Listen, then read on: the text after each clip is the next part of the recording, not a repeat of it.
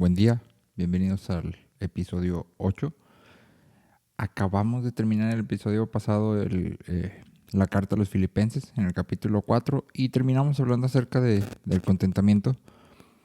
Filipenses en realidad es conocida como la carta del gozo, porque se repite muchas veces, pero si me acompañaste durante todos estos episodios en la carta a los Filipenses, no hablamos del gozo en realidad en casi ningún capítulo. Lo que más nos acercamos fue al contentamiento. Y entonces este último episodio de esta carta a los Filipenses me gustaría utilizarlo nada más para, ahora sí que dar una conclusión respecto a esto del gozo, ¿no? Y me gustaría regresarme un poco a algunos de los pasajes donde se menciona el gozo.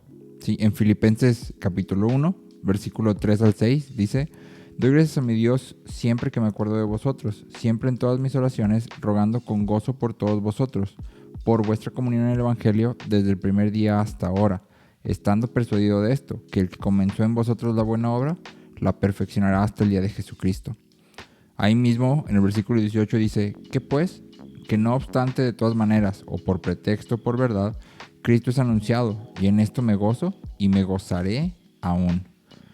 Más adelante, versículo 25 dice: y confiado en esto sé que quedaré, que aún permaneceré con todos vosotros para vuestro provecho y gozo de la fe, para que abunde vuestra gloria de mí en Cristo Jesús por mi presencia otra vez entre vosotros. Luego nos vamos al capítulo 2 y en el versículo 2 dice: completad mi gozo sintiendo lo mismo, teniendo el mismo amor, unánimes, sintiendo una misma cosa. Versículo 17 dice: y aunque sea derramado en libación sobre el sacrificio y servicio de vuestra fe, me gozo y regocijo con todos vosotros, y asimismo gozaos y regocijaos también vosotros conmigo. Y por último, en el capítulo 4, versículo 4 dice: regocijaos en el Señor siempre, otra vez digo, regocijaos. Entonces, estas citas no son todas, hay algunas otras menciones del gozo, pero todas tienen algo en común. El gozo que Pablo siente y que describe, y la instrucción a sentirse gozosos, en realidad nunca depende de la situación en la que están viviendo, sino que siempre tiene que ver con estar mirando a Cristo, imitarlo y seguirlo. Pablo habla acerca de que no sabe si va a morir. Recuerda que Pablo aquí está a punto de comparecer ante el emperador Nerón, eso es lo que está esperando. Y Pablo habla de que no sabe si va a seguir viviendo o va a morir. Quisiera vivir porque es provechoso para los filipenses, pero al mismo tiempo quiere ir con Cristo, pero se goza, sea cual sea la situación, aun si su vida es derramada, como él mismo dice, él se goza porque sabe que sea lo que sea que suceda, es la voluntad de Dios. Sí, y en la instrucción dice: regocijaos en el Señor. Y creo que la parte más difícil para hablar del gozo es entender qué es el gozo. Y me gusta mucho la definición que da John Piper. Dice: el gozo es un sentimiento de bienestar producido por el Espíritu Santo al hacer que contemplemos la belleza de Cristo en su palabra y en sus obras. Entonces, generalmente confundimos el gozo con esta sensación de felicidad, y creemos que cuando estamos tristes o que muchas veces podemos estar estresados o presionados, entonces no hay gozo. Si hay eso, no hay gozo. Y no es tanto así. Al decir que el gozo es un sentimiento de bienestar, afirmamos que no solo es una convicción, sí, que nos obligamos a sentir o una idea que debemos desarrollar. Sí, esto quiere decir que no es algo que tú y yo podamos: estoy estresado, pero debo estar gozoso y voy a estar gozoso, y entonces me empiezo a hacer como esta idea hasta llegar a ese punto de gozo. Sí, los sentimientos que tú y yo sentimos, valga la redundancia, surgen de manera natural ante las situaciones.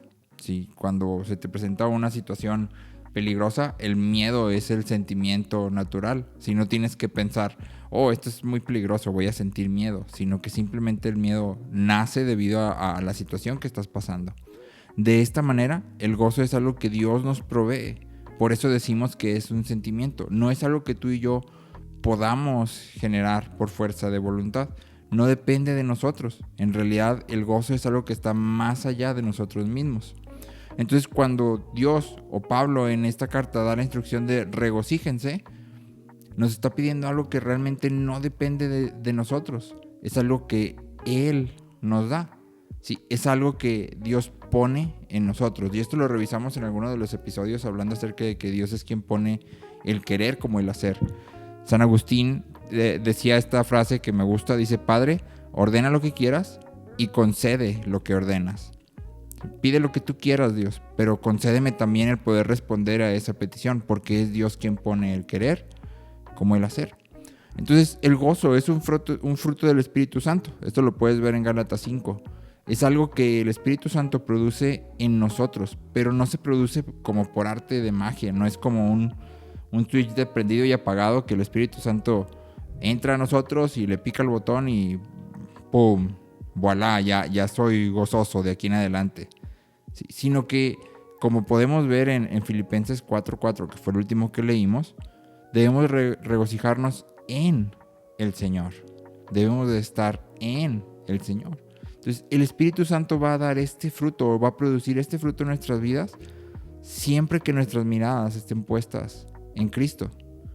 Si queremos experimentar este gozo y esta paz que Pablo describe en Filipenses, debemos permanecer en Él.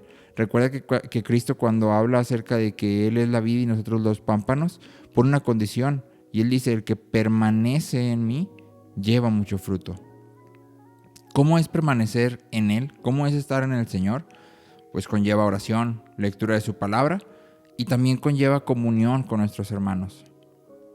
Comunión con el cuerpo de Cristo. Y obviamente el aplicar todo lo que tú y yo vemos en su palabra.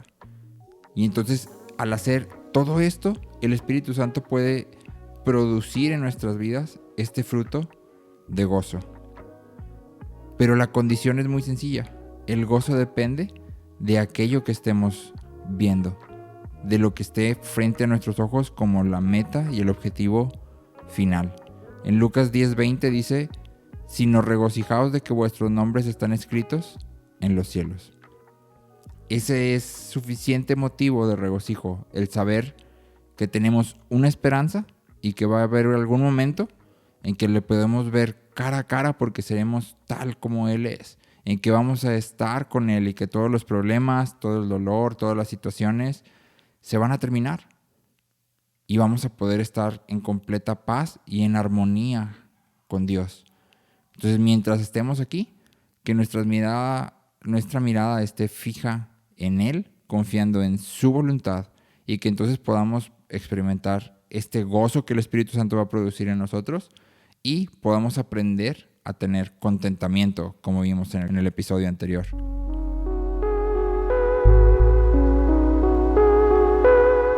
Gracias por escuchar este podcast.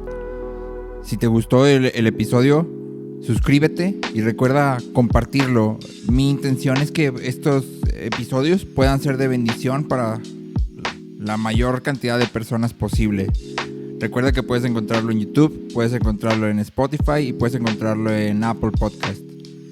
Si tienes alguna pregunta, algún comentario o te gustaría que se platicara algún tema en especial, no dudes en escribirme por cualquiera de mis redes sociales. Gracias por escucharme.